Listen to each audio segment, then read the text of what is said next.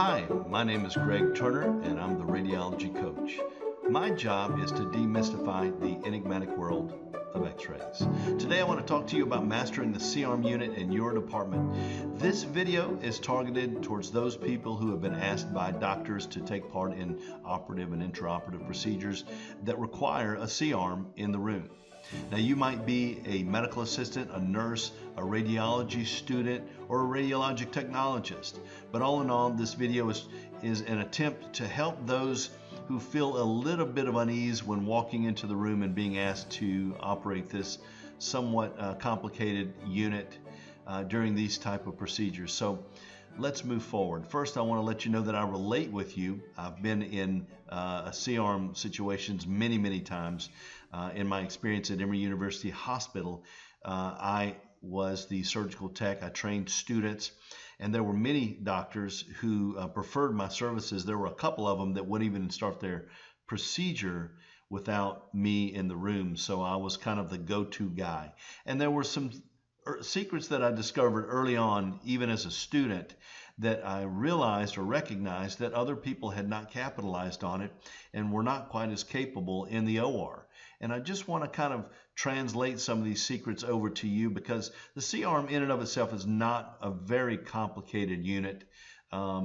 However, some of the procedures and the doctors and working symbiotically with the doctors, well, then that's the tricky part.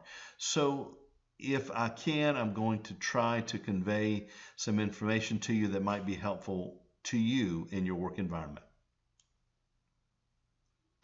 So as it relates to the procedures, these type of procedures are common when demanding the use of a C-arm.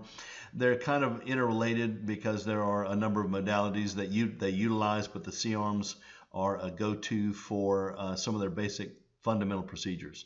So that includes the specialties of urology, pain medicine, orthopedics, neurology, podiatry, surgical procedures, cardiac, line placements, and vascular studies.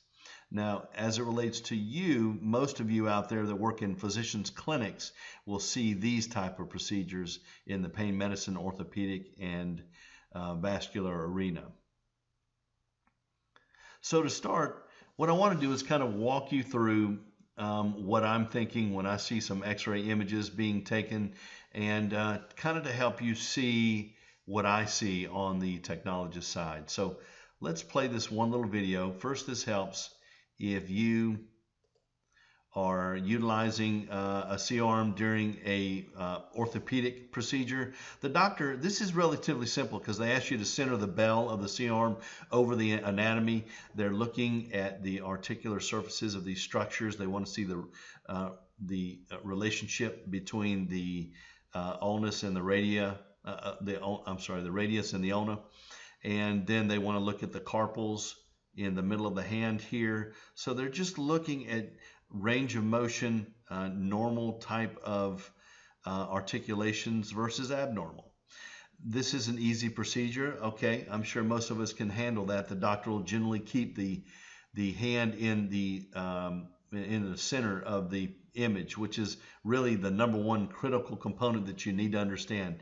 Whatever your physician is looking for, you always want to have it centered in the screen. Now, this is a little bit more advanced, but still not so difficult. We're just looking at one section, one area of the human anatomy. This is during a barium swallow, and the patient digests or ingests some barium, which has a content in it that has a high atomic number, which allows us to see the barium over the anatomy in the body.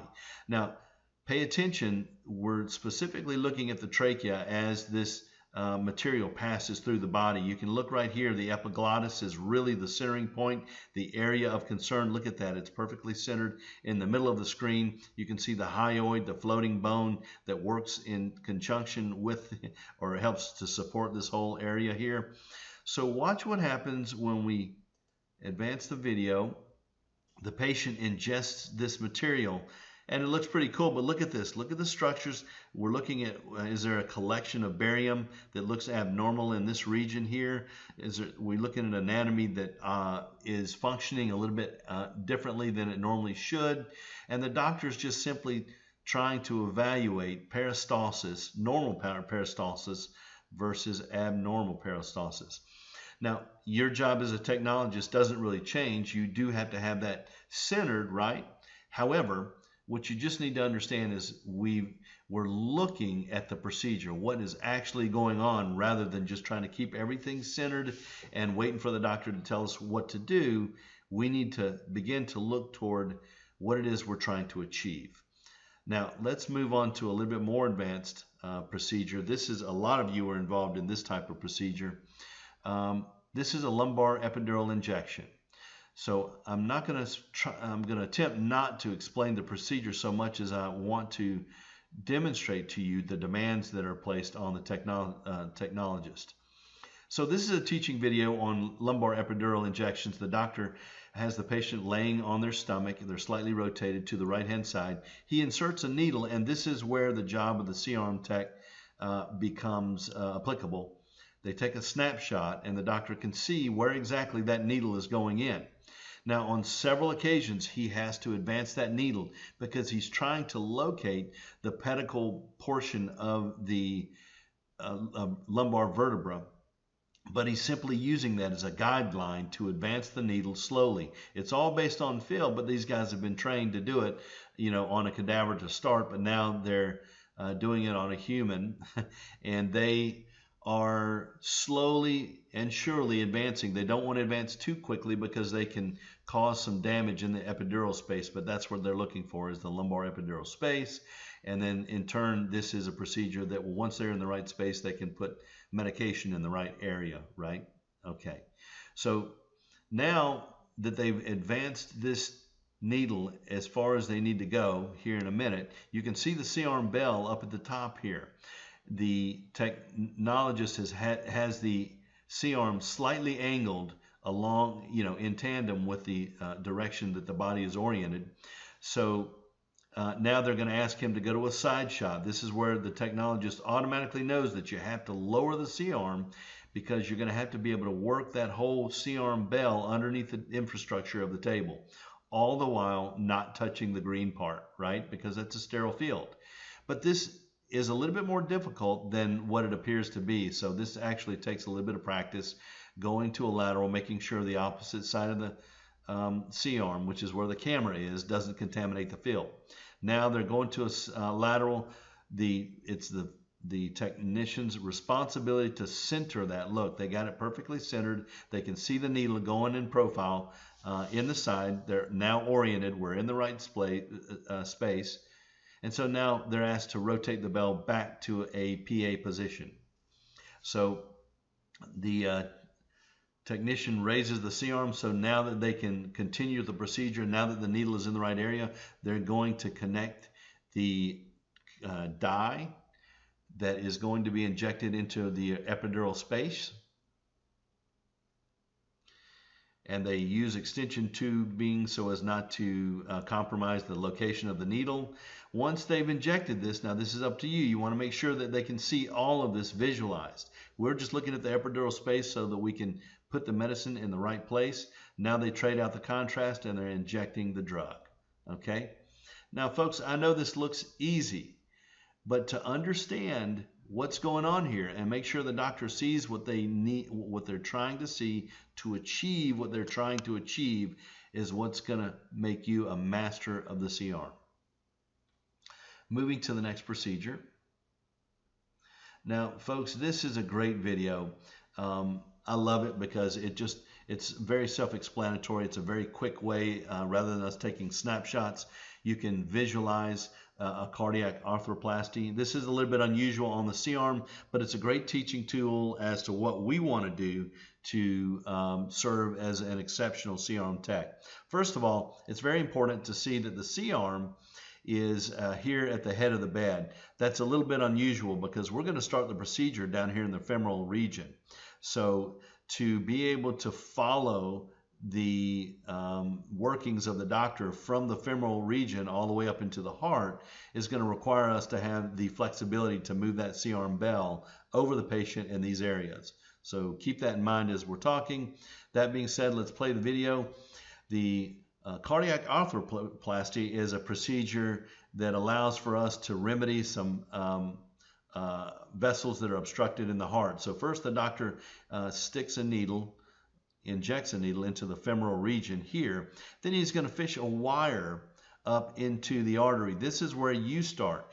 You would follow the bell. Imagine this, you've got a C-arm bell. The doctor's fishing this wire all the way up through the pulmonary artery into the aorta and into the superior portion of the heart.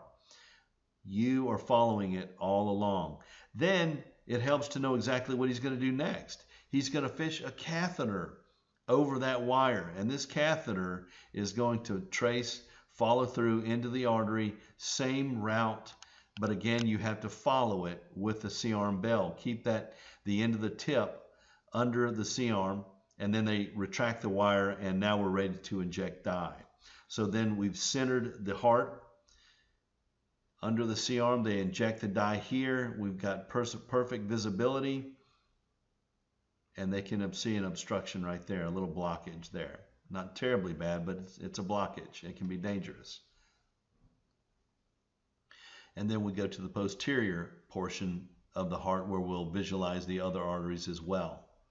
So this concludes, we'll retract the catheter. This would conclude the procedure, but it helps for you to understand what you would do as a technician assisting the doctor during this procedure. You would watch the injection site, then you would follow the wire through the pulmonary artery, then the catheter over the wire, then center around the area where you're injecting the contrast, and then the doctor would remove the catheter itself. Are you seeing how this comes together? As you understand and you can anticipate what the doctor's doing, then you can almost follow him without him asking or telling you what to do. So this is a demonstration of a percutaneous nephrostomy procedure, and this is where you have the doctor who inserts a needle into the side of the body, also known as the pelvis, the renal pelvis of the body. And what they've done is inserted a needle, then through that, in very much the same way, they've inserted a wire through the needle and fished it into the renal portion of the kidneys. And so their desire here is to be able to visualize the anatomy inside of the kidneys to test for function. They're looking for renal stones. So watch this. We're going to play the video. And once again, very similarly, you've got a catheter getting fished over the wire and into the portion of the kidneys. Then they have a catheter that's fished. They inject dye into the calyces. You can see the calyces, which are like the tree branches in the kidney, and you can see that dye trickling down through the ureter down into the bladder.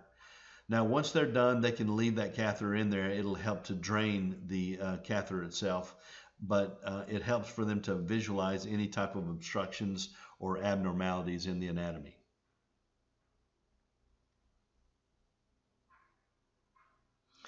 Okay, so with the C-arm, you as the operator you have the responsibility of moving the unit around, obviously, but it helps for you to understand what's required when you are asked to improve the image, or by the doctor they want to see the last image or save this image, save that image kind of thing. So I'm going to kind of walk through some of the function features of a typical C-arm.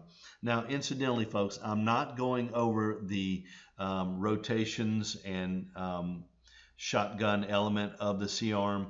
That requires pretty much a video so you can understand how to operate that. So I'm not going to walk through that here, but we are going to go through some of the digital features.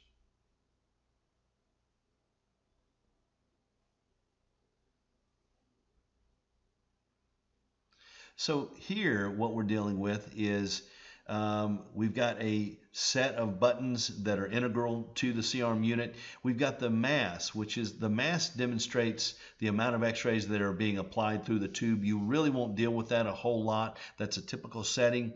And then we can look at the fluoro timer. Now the fluorotimer is simply a tool that helps for us to understand the indicators of how long the procedure's been going on. In this case, you've had your foot on the pedal for 32 seconds.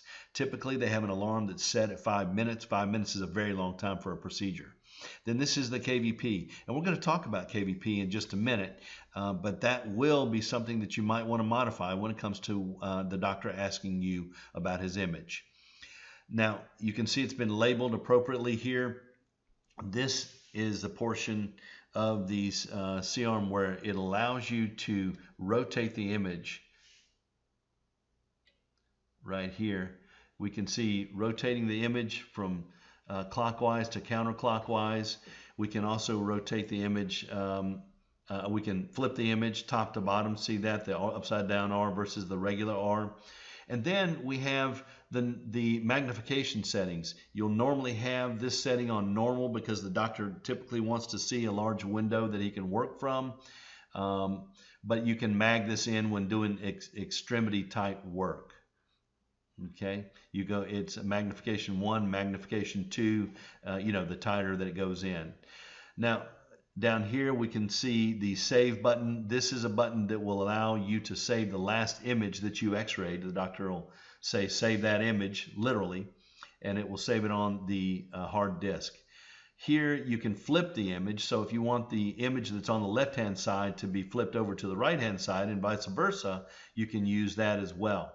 And then this is an automated save system where if you shoot an x-ray and then you freeze the x-ray, generally speaking, you'll use your foot pedal to x-ray the patient. Once you release your foot off of the pedal, then the image will be saved on the screen. This automatically enables your capability of having that image automatically saved each and every turn. Now, when it comes to collimators, some of you are familiar with collimators, some of you aren't, but the bottom line is that a collimator serves as a lead protectant in order to increase image quality. So let's just imagine you have a lumbar spine that's right in the middle of the screen. It goes top to bottom from 12 o'clock to 6 o'clock. And you're able to kind of set collimators where you're closing black blockers in from both sides to be able to kind of block out the light.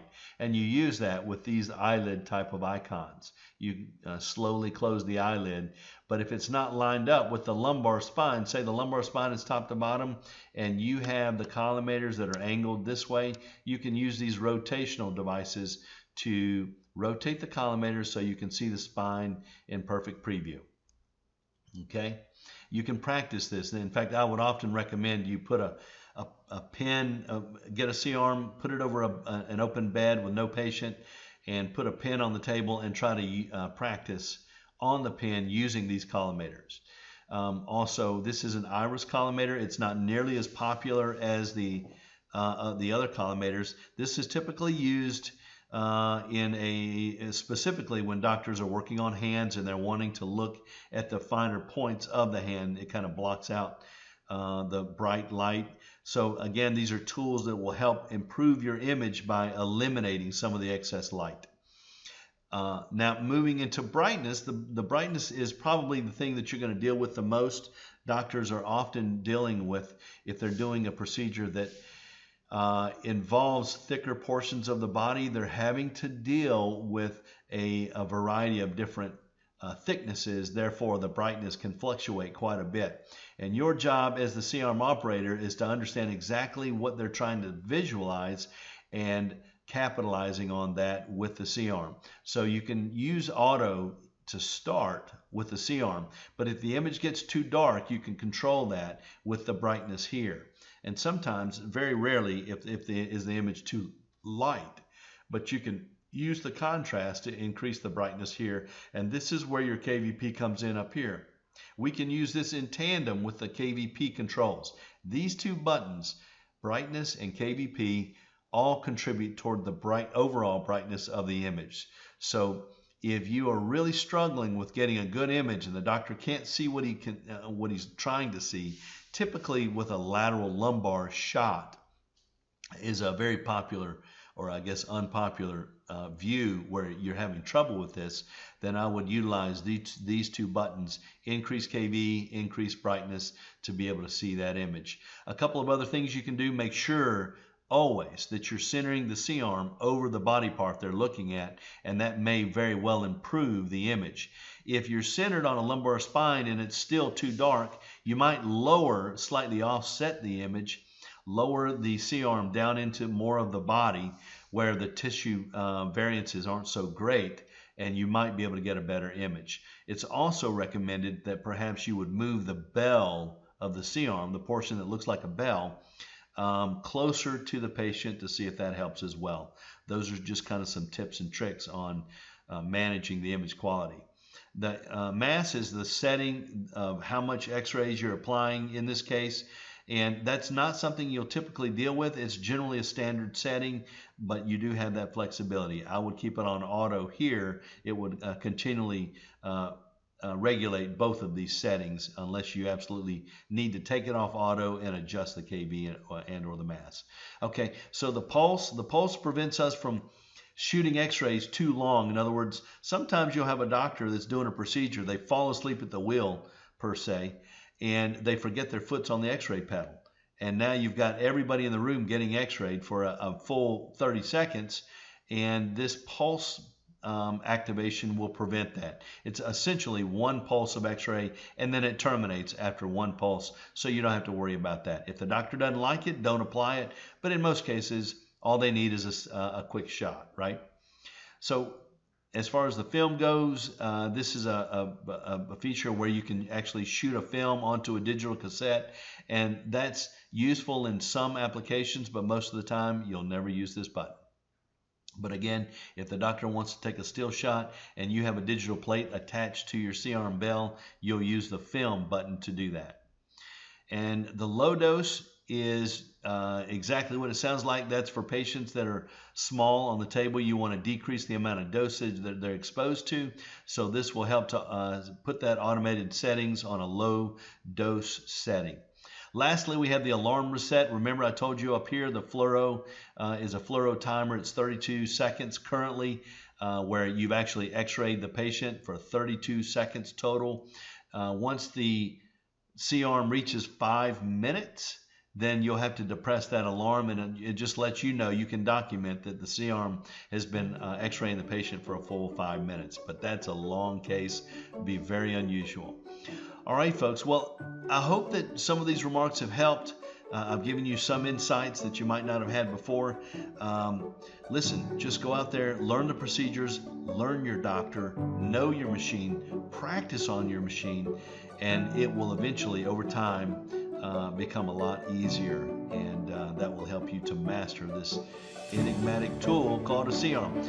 Folks, my name is Greg Turner. I'm the radiology coach, and remember, mark my words,